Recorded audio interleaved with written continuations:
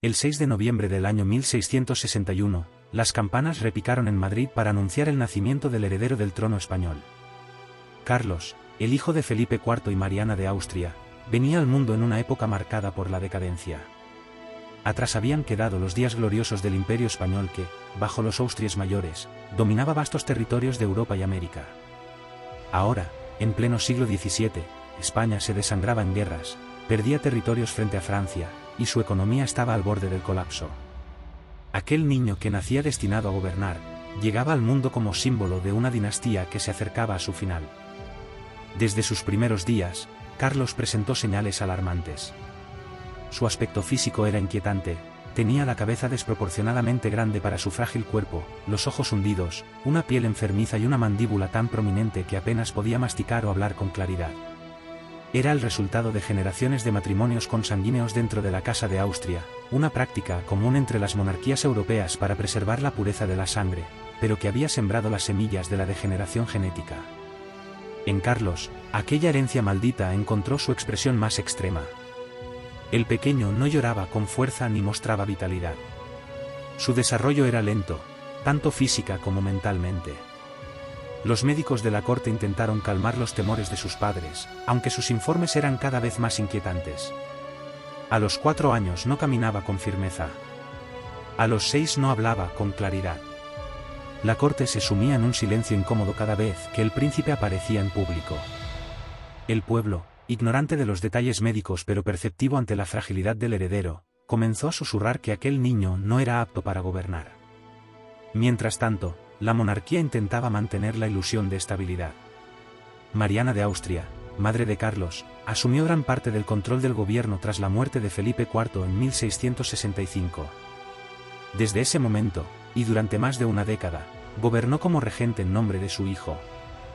Durante ese periodo, España continuó su lenta caída, perdió influencia en Europa, enfrentó guerras con Francia y vio mermadas sus finanzas hasta límites catastróficos. Pero lo más preocupante era que no existía un plan alternativo, todo el futuro del imperio descansaba sobre los hombros débiles de un niño enfermo. En los salones de palacio, los nobles y consejeros comenzaban a dividirse en facciones, cada una con su propia agenda para cuando Carlos llegara al poder. La familia real, mientras tanto, depositaba sus esperanzas en la medicina, los rezos y hasta en prácticas esotéricas para fortalecer al niño. Lo bañaban en sangre de toro, lo hacían dormir sobre huesos de santos, lo sometían a rituales de purificación. Pero nada parecía alterar el curso de lo inevitable. Carlos crecería, pero lo haría arrastrando consigo el peso de una herencia maldita. Aquel nacimiento, tan celebrado en su momento, pronto se transformó en la gran tragedia de una monarquía. Carlos II era el último eslabón de una cadena que ya estaba oxidada por dentro. La España que lo vio nacer ya no era la de los conquistadores, sino la de las derrotas, la ruina y el miedo al colapso. Y en el centro de todo, el pequeño Carlos, marcado desde su primer aliento por un destino trágico. La infancia de Carlos II fue un largo y oscuro pasillo de silencios, supersticiones y cuidados extremos. Desde sus primeros días, su existencia fue tratada más como un problema médico que como la vida de un futuro rey. En los aposentos del Alcázar de Madrid, el niño crecía alejado del bullicio de la corte, vigilado por nodrizas, enfermeros y clérigos que observaban con preocupación cómo los años pasaban sin que el heredero mostrara señales de madurez. Carlos no jugaba como los demás niños, no corría por los jardines ni aprendía a montar a caballo. Sus movimientos eran torpes, sus palabras apenas se entendían, y su mirada a menudo se perdía entre las sombras.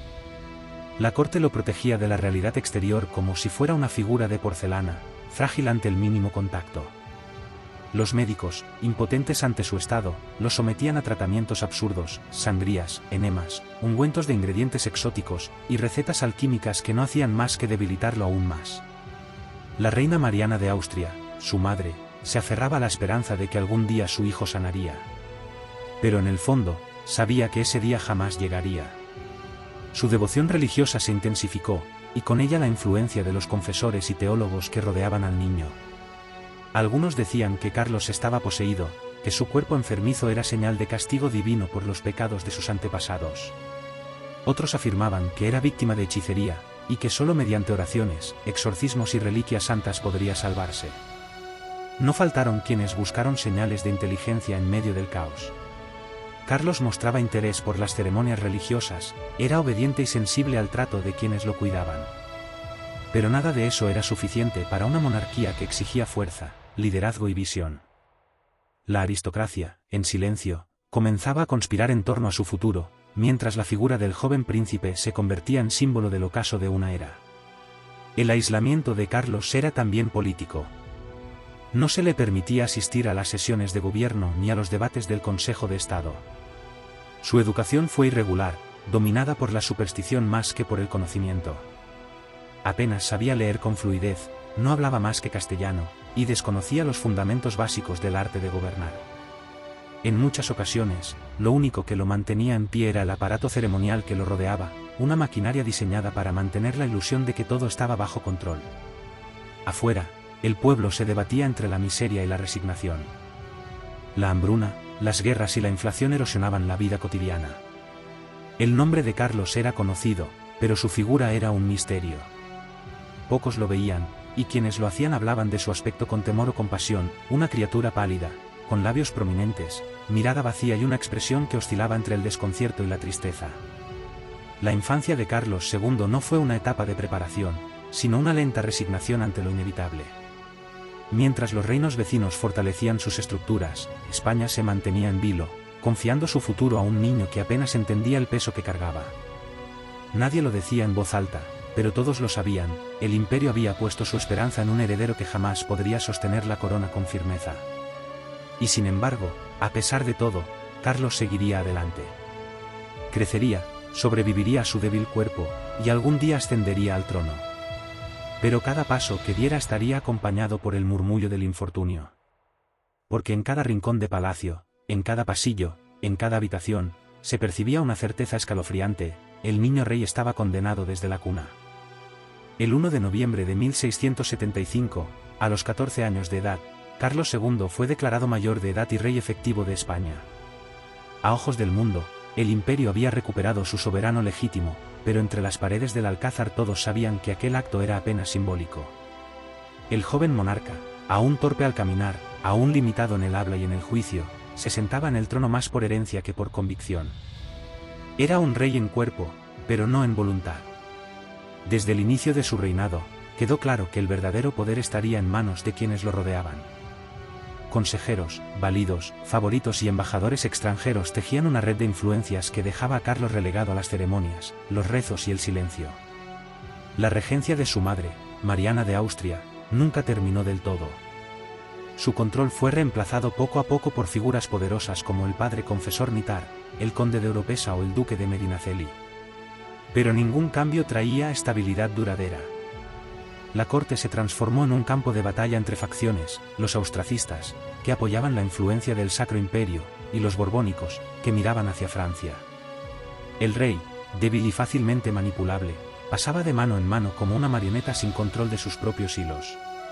Aislado del mundo real, pasaba horas en rituales religiosos, rodeado de clérigos y supersticiones, creyendo que la gracia divina era su única defensa contra el colapso de su cuerpo y su reino. El país, mientras tanto, se deshacía. Las guerras contra Francia desgastaban las arcas del Estado. La burocracia era corrupta, el ejército estaba mal equipado y el comercio se reducía ante la presión de potencias emergentes. El pueblo vivía en la miseria, la nobleza se disputaba los restos de un imperio moribundo y las colonias en América comenzaban a mostrar señales de inquietud. En medio de todo esto, Carlos II caminaba como un espectro por los pasillos del poder. Su presencia era incómoda, su figura frágil y macilenta parecía un recordatorio viviente de la decadencia. Sus ojos, a menudo enrojecidos y apagados, observaban el mundo como si lo viera a través de un velo. Su voz, lenta y temblorosa, no imponía autoridad. A veces se mostraba voluntarioso, queriendo intervenir, firmar decretos, tomar decisiones. Pero el sistema que lo rodeaba lo volvía a encerrar en su jaula dorada de rezos, medicina y ceremonias. El pueblo apenas lo veía. Cuando se asomaba en procesiones o actos religiosos, algunos se santiguaban, otros desviaban la mirada. Había quienes lo compadecían, y otros que comenzaban a considerarlo una maldición. ¿Cómo podía un reino tan vasto depender de un hombre que apenas podía sostenerse en pie? Su reinado era una larga espera, una vigilia en la penumbra de un imperio al borde del abismo. Las decisiones importantes se tomaban en las sombras, y Carlos solo era informado cuando ya era tarde. A veces lloraba en privado, atormentado por su cuerpo que no respondía, por su mente que no comprendía. Y sin embargo, vivía. Contra todo pronóstico, seguía respirando, comiendo, asistiendo a misa. Pero lo hacía como si ya estuviera muerto, arrastrando su existencia entre murmuraciones y letanías. Carlos II fue llamado el hechizado, como si una fuerza oscura se hubiera apoderado de su ser. Algunos lo creían víctima de maleficios, otros hablaban de castigos divinos. Pero más allá de las supersticiones, su reinado fue, en esencia, el de un hombre atrapado en su cuerpo, y de un imperio atrapado en su pasado. Mientras el mundo cambiaba, España se mantenía suspendida en la debilidad, con un rey que no reinaba y un futuro que ya comenzaba a escribirse sin él. Uno de los mayores temores de la corte española era que Carlos II no lograra engendrar un heredero. Desde su infancia, los médicos habían advertido que su salud era precaria, pero era la continuidad de la dinastía lo que realmente pesaba sobre su cabeza. España, hundida en la decadencia, dependía ahora no solo de la diplomacia o del poder militar, sino de la capacidad física de un hombre enfermo para producir descendencia. Era una presión inhumana sobre un cuerpo ya quebrado. En 1679, a los 17 años, Carlos fue obligado a casarse con María Luisa de Orleans, sobrina de Luis XIV de Francia. El matrimonio no fue solo una alianza diplomática, fue una apuesta desesperada. María Luisa era joven, bella, y había sido educada con cierta libertad en la corte francesa. Su llegada a España fue como una luz momentánea en la penumbra palaciega. Sin embargo, la joven pronto se dio cuenta de la realidad: su esposo era un hombre débil, con mirada apagada, sin deseos ni fuerza. Los primeros meses fueron un suplicio. Carlos apenas tenía energía para sostenerse en pie, su cuerpo estaba dominado por el cansancio y la enfermedad. La relación conyugal fue, desde el principio, un misterio. Algunos cortesanos afirmaban que el matrimonio nunca fue consumado, otros sostenían que, aunque hubo intentos, eran ineficaces. Lo cierto es que pasaban los años y la reina no quedaba embarazada. Los rumores no tardaron en surgir: brujería, impotencia, maldiciones familiares, castigo divino. Todo era posible en un entorno donde la superstición reinaba tanto como el propio monarca. María Luisa comenzó a deteriorarse anímicamente. La presión sobre sus hombros era inmensa, y su vida en la corte española era una jaula opresiva. Alejada de todo lo familiar, incomprendida por una nobleza hostil, y sometida a interminables ceremonias religiosas, su salud física y mental se quebró. Murió en 1689, a los 26 años, sin haber dejado hijos y bajo la sombra del fracaso. La muerte de la reina desató un nuevo temor: Carlos necesitaba casarse de nuevo, y rápido. El fantasma de la sucesión sin heredero comenzaba a provocar movimientos en las cortes europeas. En 1690, contrajo segundas nupcias con Mariana de Neuburgo, princesa alemana, hija del elector palatino. Joven, fuerte y de carácter dominante, Mariana llegó con la esperanza de cambiar el destino del trono español. Pero se topó con la misma realidad: un rey enfermo, apático y cada vez más descompuesto. La nueva reina no tardó en caer en la desesperación. Como su predecesora, no lograba concebir. Al ver que pasaban los años sin resultados, Mariana recurrió a toda clase de métodos, desde consultas con médicos extranjeros hasta exorcismos secretos. La corte llegó a realizar rituales para deshechizar al rey. Se quemaban hierbas sagradas, se colocaban reliquias bajo su cama, y hasta se realizaban descargas espirituales para liberar su cuerpo de posibles maleficios. Todo fue inútil. Carlos, cada vez más debilitado, se hundía en una mezcla de resignación y tormento. Comprendía que su esterilidad era la condena final de su linaje, y que su muerte abriría la puerta a una guerra por la corona. En sus momentos de lucidez, lloraba. No solo por su fracaso como rey, sino por la soledad que lo envolvía. No había hijos, ni herederos, ni esperanza. Solo quedaba un cuerpo exhausto y un imperio suspendido en el vacío. Con el tiempo, el tema de la infertilidad dejó de ser un secreto y se convirtió en el eje de la política europea. Las casas reales comenzaron a preparar a sus candidatos para la sucesión. El Vaticano, Francia, Austria, todos sabían que el fin estaba cerca. Y mientras tanto, Carlos se consumía entre medicinas, oraciones y pesadillas. Era un hombre que jamás había amado ni sido amado plenamente, y cuyo destino estaba sellado por la incapacidad de perpetuar su sangre.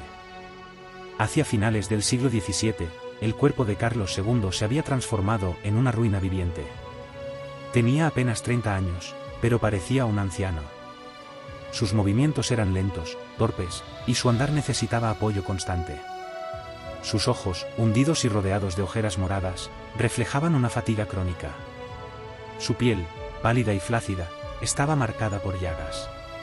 Apenas podía sostener los cubiertos en los banquetes, y a menudo era alimentado por sus sirvientes como un niño. Su voz era débil, y su aliento constante se entrecortaba por dolores internos que ningún médico lograba explicar. Los síntomas se acumulaban sin cesar: ataques de epilepsia, vómitos continuos, episodios de fiebre, temblores incontrolables, diarreas permanentes, e incluso alucinaciones. Los médicos de la corte, impotentes y temerosos, no sabían cómo tratarlo. Le prescribían sangrías casi diarias, dietas absurdas, enemas constantes, y ungüentos que olían más a superstición que a ciencia. A medida que la medicina fallaba, aumentaba el poder de lo irracional, se llamaron a brujos, exorcistas, monjas visionarias, y hasta astrólogos para intentar salvar al rey. El confesor real afirmaba que Carlos era víctima de una posesión demoníaca.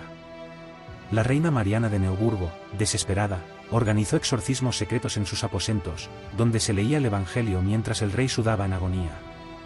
Se utilizaban reliquias sagradas, se bendecía su comida, y se colocaban estatuillas de santos bajo su lecho. Pero nada detenía el avance de su deterioro. Al contrario, mientras más rituales se realizaban, más evidente era su descomposición física y psíquica. Los informes de los embajadores extranjeros eran escalofriantes. El representante francés escribía: el rey no puede tener relaciones, ni engendrar, ni digerir alimento.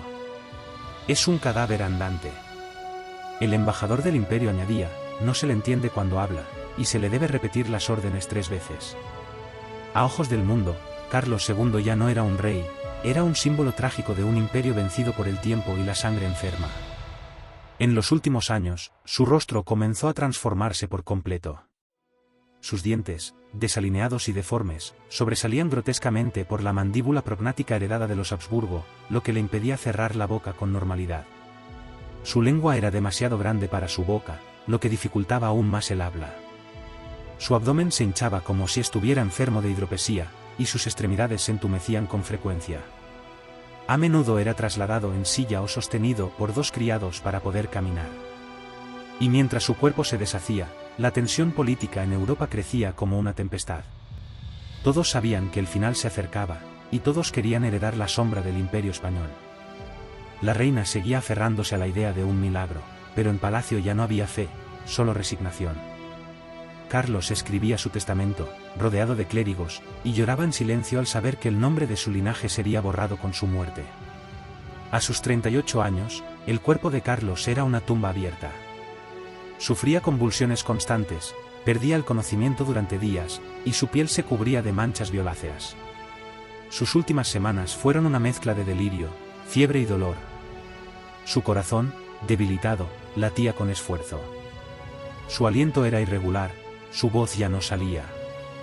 Y en la noche del 1 de noviembre del año 1700, el último Habsburgo español exhaló su último suspiro, en una habitación oscura y silenciosa, rodeado por monjes que murmuraban letanías. Así moría Carlos II, el rey maldito, el niño enfermo que jamás debió gobernar. Su muerte no solo cerraba un capítulo en la historia de España, abría las puertas de una guerra que cambiaría Europa para siempre. Y su cuerpo, destruido por dentro, quedaba como testimonio de una dinastía que confundió la pureza de sangre con el destino. La muerte de Carlos II no fue una sorpresa para nadie. Durante años, su agonía había sido pública, su fragilidad analizada por embajadores, y su infertilidad debatida en salones y pasillos reales. Pero cuando su cuerpo exhaló su último aliento aquella noche de Todos los Santos en 1700, el impacto fue profundo. No por el hombre, sino por lo que representaba. Con su muerte, la Casa de Austria en España se extinguía, y con ella, el hilo que unía al viejo imperio de los siglos pasados. Comenzaba así una de las crisis más grandes que Europa haya conocido, la Guerra de Sucesión Española. Carlos II, en sus últimos momentos de lucidez, comprendió el caos que se desataría tras su muerte. Durante meses, había sido presionado por 2 grandes potencias, Francia, que proponía como sucesor a Felipe de Anjou, nieto de Luis XIV, y el Imperio Habsburgo, que reclamaba la herencia para el archiduque Carlos de Austria. Ambos tenían derechos dinásticos. Ambos estaban dispuestos a derramar sangre por la corona. El rey, tembloroso y derrotado, firmó su testamento en favor del nieto de Luis XIV. Felipe, joven y ambicioso, era visto como la única posibilidad de mantener unido el Imperio español bajo una nueva dinastía. El documento fue redactado con solemnidad: declaro como sucesor mío y heredero universal a Felipe de Borbón, hijo del Delfín de Francia. La decisión fue tanto política como desesperada. España, arruinada, necesitaba un protector fuerte. Y Francia lo ofrecía. Sin embargo, lejos de traer estabilidad, el testamento encendió la chispa del conflicto. El Sacro Imperio Romano Germánico no aceptó la decisión. Inglaterra y las Provincias Unidas temían la unión de los tronos francés y español bajo un solo monarca. En pocos meses, Europa se dividió en dos bandos: por un lado, los borbónicos; por el otro, los partidarios del archiduque Carlos. La Guerra de Sucesión Española, 1701-1714, comenzó como una disputa dinástica, pero rápidamente se transformó en una lucha por el equilibrio de poder en Europa. España, dividida internamente entre territorios que apoyaban a uno u otro pretendiente, se convirtió en un campo de batalla. Las ciudades ardieron, los ejércitos marcharon y las alianzas cambiaron como el viento. Mientras Felipe V era coronado en Madrid, las tropas austracistas tomaban Barcelona y Valencia. Pero lo que había muerto con Carlos II no era solo una dinastía, era una forma de entender el mundo. Su muerte simbolizó el fin del absolutismo débil y ceremonial, del imperio forjado a fuego pero mantenido con supersticiones. El siglo XVIII entraba con una nueva lógica, la del poder pragmático, las reformas ilustradas y las guerras totales. Carlos II no dejó hijos, ni gloria, ni legado. Solo dejó un reino en ruinas y un conflicto sangriento. Su figura, antes rodeada de respeto ritual, fue pronto sustituida por el recuerdo de un rey que jamás reinó, de un enfermo convertido en símbolo de decadencia. Y sin embargo, su existencia fue crucial. Su muerte marcó la transformación profunda de la monarquía española, y el surgimiento de la dinastía borbónica, que aún hoy ocupa el trono. Su cuerpo fue enterrado en el monasterio de El Escorial, entre los restos de sus antepasados. Pero su alma, según decían algunos, jamás encontró descanso. Porque Carlos II fue más que un hombre enfermo, fue el eco final de un linaje que confundió el poder con la sangre, y que pagó con su último suspiro el precio de siglos de gloria mal entendida.